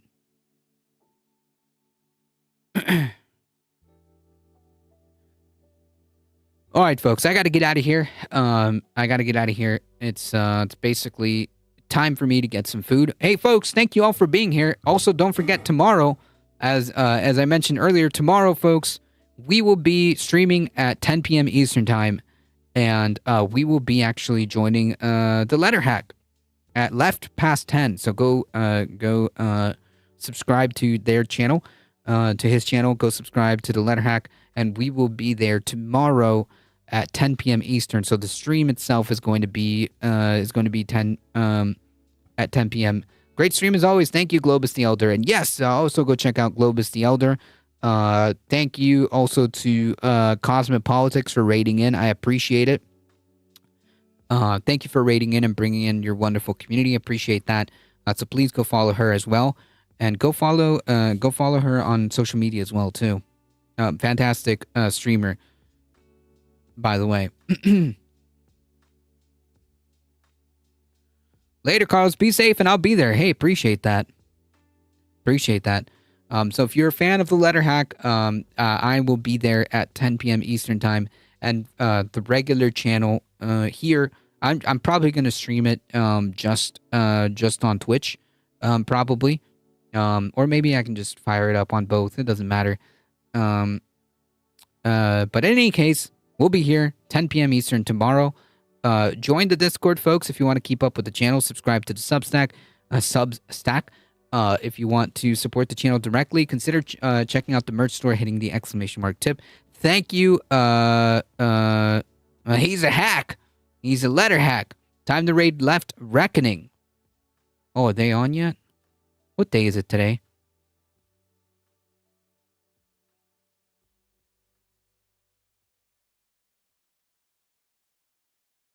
Oh, so many good choices. We're all hacks. Now go check out the Left Reckoning if you're on YouTube. If you're on Twitch, follow us. Follow us into the raid. I appreciate you guys being here. We'll be back tomorrow, 10 p.m. Eastern. Join the Discord, folks, if you want to support. If you want to keep up with the channel. I appreciate you guys being here. Thank you, Michael Hassler, for modding the chat. Let me get out of here, folks, because dinner is basically done. I appreciate you guys, as always. Please stay safe. Please take care of each other. I love you all, and I hope to see you guys in the next one tomorrow, 10 p.m. Eastern Time. See ya.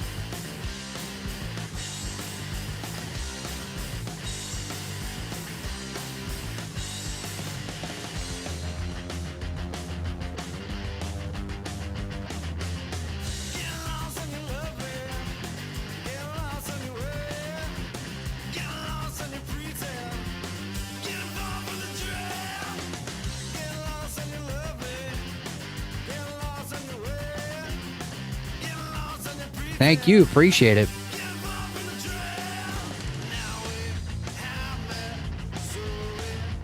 Ground level news. Thank you.